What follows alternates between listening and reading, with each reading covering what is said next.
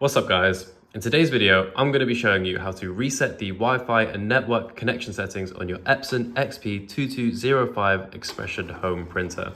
So to do this guys, the first thing you need to do is to make sure your printer is off.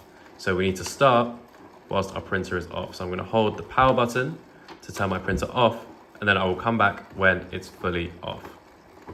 Okay guys, the power is off, and the next step is to hold the information button with the power button at the same time. And when these two lights start flashing, you want to let go of the information button and the power button. So let's show you what to do. So hold the information button and then hold the power button. And then as you can see, it's going to turn on. And then you want to let go of both of them. So guys, that is it. What you're going to see now is it's going to flash for a little bit, and then you're going to see them turn off. When they turn off, that means that the Wi-Fi connection has been reset, and then you can go ahead and connect again to any Wi-Fi.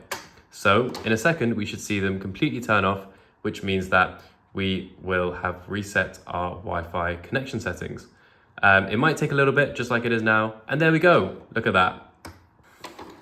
Okay guys, so now that we've done that, if you do need to reconnect to the Wi-Fi or connect to a new Wi-Fi, check out the video down below where I show you exactly how to do that. I will be using the Epson Smart app on my phone to transfer the Wi-Fi connection to my Epson printer. But that is all for today, guys. If you have any other questions or problems, guys, feel free to leave them in the comment section down below. We love helping everyone out with their printing problems.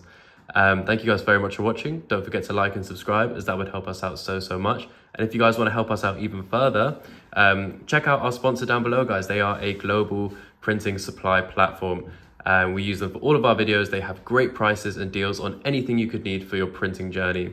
And yeah, guys, thank you very much for watching, and I'll see you in the next one.